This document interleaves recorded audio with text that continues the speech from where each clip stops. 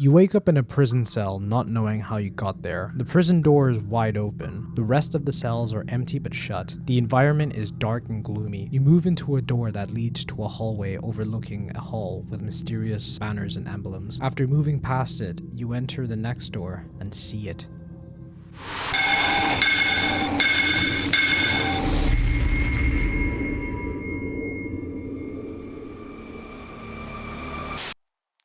Well, that was a joyful way to start the game. The game we'll be looking at is called Dead Watch, an adventure mystery game where you're in a time loop. Anytime you see the body, you restart the run, with everyone forgetting everything per run, apart from you. Think ReZero, but like, instead of the protagonist dying, it's someone else. After you come back from the first time loop, you wake up in the same cell as before, this time the lighting being a lot more brighter, less foreboding.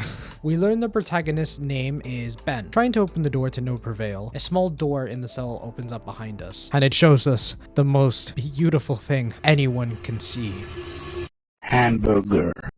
And less importantly, the key to the cell. After getting out, we go through the same doors as before, same corridor. This time, however, we see someone standing there behind bars in the distance. We make our way into the same room as before, finding the owner of the body from before, being Lumi, stood in front of the screen with a bunch of symbols that'll be relevant later. We go up to her and ask her, what the hell? She just slapped us for no reason. But after getting introduced and trying to get out through unconventional methods, we decide to explore the area while she investigates the TV screen thing behind her with all the symbols. We leave that upstairs area and head down to the main area where we saw all the banners and stuff, and we find Lumi behind bars. Now, we don't actually know how she got behind there, just that she's just been arrested, I guess, there. She seems a bit hazy, but I mean, being behind bars like us for so long, it makes anyone a bit crazy. To the right of us is...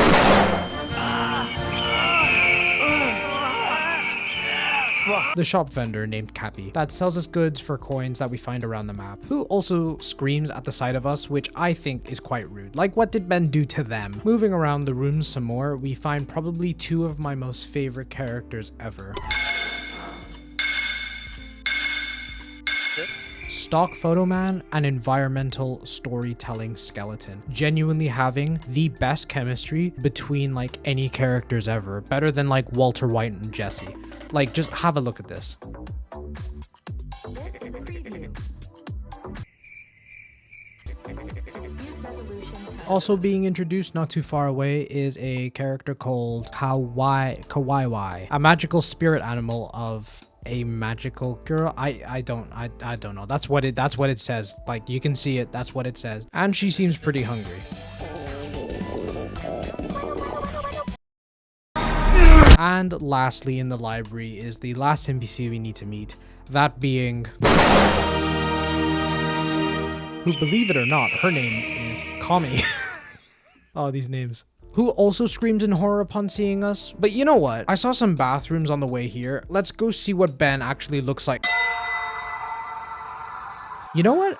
I can kind of sympathize with everyone now. But exploring more of the castle, we learn from Lumi that we need to find a way to open the door that leads to the basement via a number pad code for some reason. And in Cappy's store, there is a item called the cryptic code. So my new mission is to collect as many coins as I can, as well as trying to figure out how to unlock that little keypad for Lumi. Don't know what she really needs it for, but yeah. So heading into the library, we find some coins laying around, as well as a snazzy little note. And like, admittedly, I did sit in the library for quite a while, just kind of waiting for something to happen, but nothing really ever happened. But after leaving the library, we find that nothing really changed apart from the lighting. What this is probably some weird simulation of the nighttime, but yeah, I don't know.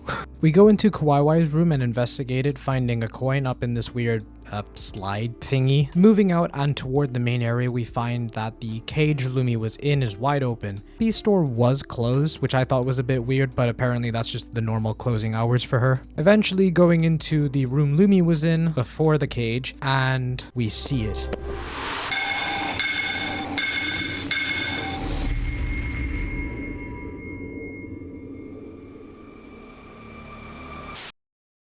At this point, I began making a mental strategy in my head. Now, Kawaiwai mentioned she'd give me something should I feed her. So I figured that's where I should probably start, as well as collecting as much coins as I can so I can buy stuff at Cappy's store. Meeting the characters again, I noticed a can of cat food sitting where stock image man was. Could this be what Kawaii wanted?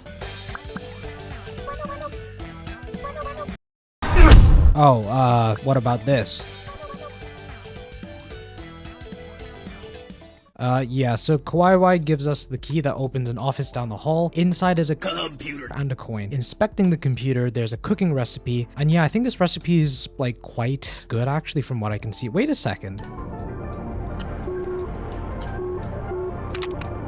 Inside the basement, there is a chest, a note with a with a sponsorship ad in it, a big wheelie thingy, and 2 big green glowing eyes that I didn't even notice up until I was right next to the when I was right next to the wheel spinny thingy. But activating the big wheel spinny thingy, I don't think anything happened. I honestly thought that the gate beside me to the glowing eye thing would open up and I would see a jump scare, but no, just nothing happens. So I decided to go back upstairs, but yeah, I don't really know what I expected when I pulled that down, but to be fair, I was expecting that thing on the left to just jump out at me and get me once that went down. But yeah, apparently that's just a quick and clean way to restart the run if you really need it. 2 major things happen in this run. Firstly, Lumi mentions to us that she is an internet explorer. No, not the shitty internet browser that we all used on the library computers. She genuinely does like explore the web, according to her. She goes on to explain that she became a god and rewrote her world. Obviously, our main character thinks that's insane, and I did too, but after looking more into it, the game dev, Dr. Shinobi, made a game about 4 years ago. Fuck, 2020 was 4 years ago? Called Outcore, featuring Lumi herself as, I guess, the main character by the looks of it. So it's probably connected in some way. Honestly, I'm not really sure. If we have some Outcore heads watching, please explain, because I don't get it. The second major thing is that the chest that I mentioned earlier opens around the time the time loop starts.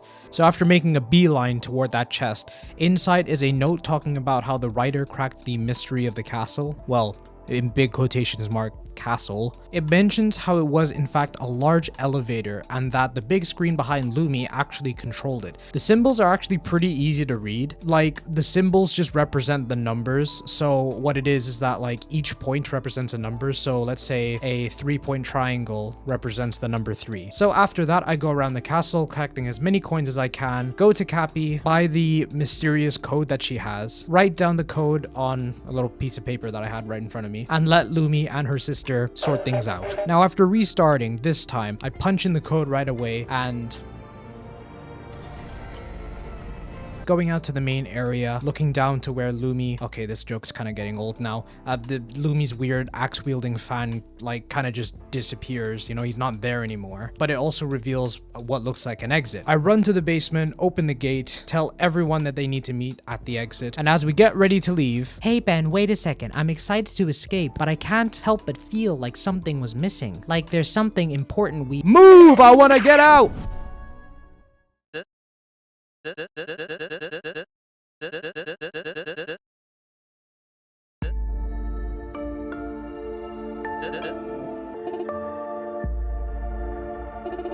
Huh?